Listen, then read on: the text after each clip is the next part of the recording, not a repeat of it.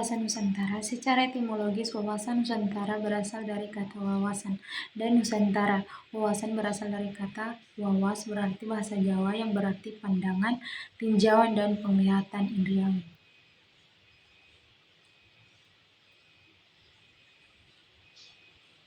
Nusantara berasal dari kata Nusantara adalah kesatuan kepulauan yang terletak antara dua benua.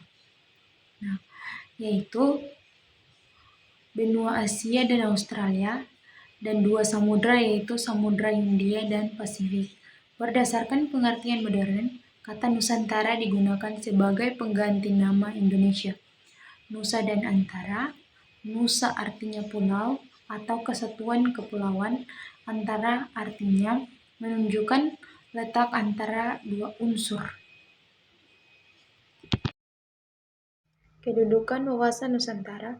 Wawasan Nusantara berkedudukan sebagai visi bangsa. Wawasan nasional merupakan visi bangsa yang bersangkutan dalam menuju masa depan. Visi bangsa Indonesia sesuai dengan konsep wawasan Nusantara adalah menjadi bangsa yang satu dengan wilayah yang satu dan utuh pula. Kedudukan wawasan Nusantara sebagai salah satu konsepsi ketatanegaraan Republik Indonesia. Dalam paradigma nasional, kedudukan wawasan Nusantara adalah sebagai berikut. Konsep Pancasila sebagai falsafah ideologi bangsa dan dasar negara berkedudukan sebagai landasan ideal, yaitu sebagai visi nasional yang berkedudukan sebagai landasan visional. Yang kedua, ketahanan nasional sebagai konsepsi nasional yang berkedudukan sebagai landasan visional. Konsepsi wawasan Nusantara. Latar belakang yang untuk timbulnya konsepsi wawasan Nusantara adalah sebagai berikut. Falsafah Pancasila. Pancasila merupakan dasar dalam terjadinya wawasan Nusantara dari nilai-nilai yang terdapat dalam Pancasila. Nilai-nilai tersebut antara lain sebagai berikut. Pertama, penerapan HAM atau hak asasi manusia, misalnya pemberian kesempatan dalam menjalankan ibadah sesuai dengan agama yang dianutnya. Kedua, mengutamakan pada kepentingan masyarakat daripada kepentingan individu dan golongan.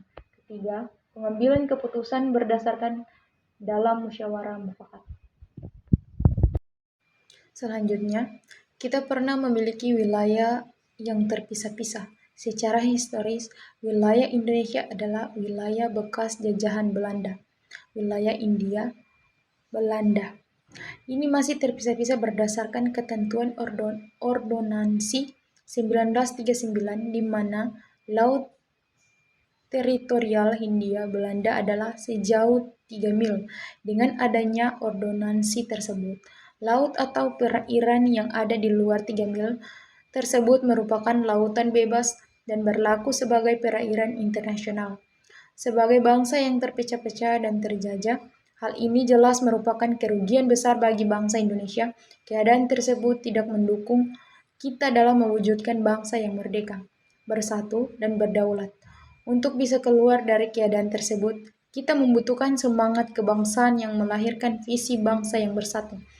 Upaya untuk mewujudkan wilayah Indonesia sebagai wilayah yang utuh, tidak lagi terpisah, baru terjadi 12 tahun kemudian setelah Indonesia merdeka, yaitu ketika Perdana Menteri Juanda mengeluarkan pernyataan yang selanjutnya disebut sebagai Deklarasi Juanda pada 13 Desember 1957. Isi pokok dari deklarasi tersebut menyatakan bahwa laut teritorial Indonesia tidak lagi sejauh 3 mil, melainkan selebar 12 mil dan secara resmi menggantikan Ordonansi 1939.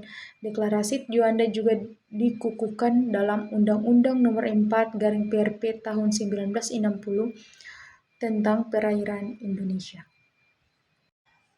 Aspek geografis dan sosial budaya. Dari segi geografis dan sosial budaya, Indonesia merupakan negara bangsa dengan wilayah dan posisi yang unik serta bangsa yang heterogen. Keunikan wilayah dan heterogenitas menjadikan bangsa Indonesia perlu memiliki visi menjadi bangsa yang satu dan utuh.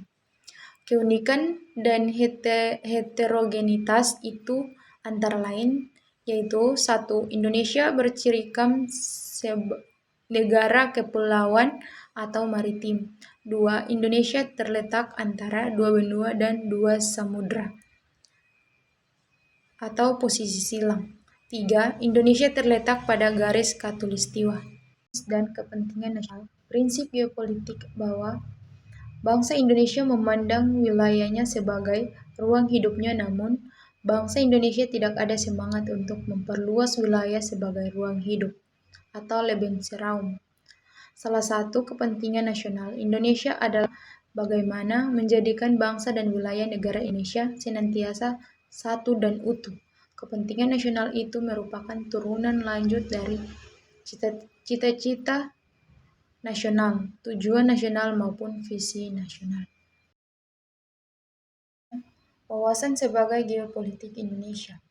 Wawasan Nusantara sebagai wawasan nasionalnya bangsa Indonesia dibangun atas pandangan geopolitik bangsa.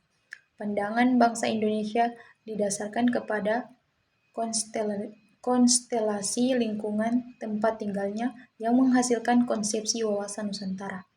Jadi, wawasan Nusantara merupakan penerapan dari teori geopolitik bangsa Indonesia.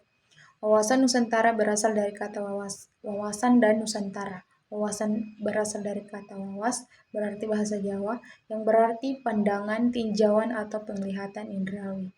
Selanjutnya muncul kata wawas yang berarti memandang, meninjau, atau melihat. Wawasan artinya pandangan, tujuan, penglihatan, tanggap indrawi. Wawasan berarti pula cara pandang dan cara melihat. Perwujudan wilayah Nusantara. Perwujudan wawasan Nusantara dapat dilihat dalam berbagai aspek seperti politik, ekonomi, sosial, budaya, dan pertahanan keamanan. Berikut adalah beberapa contoh perwujudan wawasan Nusantara. Menjadikan Pancasila sebagai pedoman hidup berbangsa, bermasyarakat, dan bernegara. Menumbuhkan sikap nasionalisme dan cinta tanah air. Selanjutnya menghargai perbedaan yang ada, mengembangkan kehidupan bangsa yang serasi antara masyarakat yang berbeda. Selanjutnya mengembangkan budaya Indonesia untuk melestarikan kekayaan Indonesia. Selanjutnya mengutamakan kepentingan nasional daripada kepentingan pribadi atau golongan. Wawasan Nusantara adalah cara pandang terhadap bangsa yang bertujuan untuk menjaga persatuan dan kesatuan. Wawasan Nusantara diwujudkan melalui cara berpikir, bersikap, dan berucap. Otonomi daerah adalah kewenangan untuk mengatur sendiri kepentingan masyarakat atau kepentingan untuk membuat aturan guna mengurus daerahnya sendiri. Otonomi daerah di Indonesia adalah hak, wewenang, dan kewajiban daerah otonomi untuk mengatur dan mengurus sendiri urusan pemerintahan dan kepentingan masyarakat setempat sesuai dengan peraturan perundang-undangan. Pelaksanaan otonomi daerah selain berlandaskan pada acuan hukum, juga sebagai implementasi tuntutan globalisasi yang harus diberdayakan dengan cara memberikan daerah kewenangan yang lebih luas, lebih nyata, dan bertanggung jawab, terutama dalam mengatur, memanfaatkan, dan menggali sumber-sumber potensi yang ada di daerah.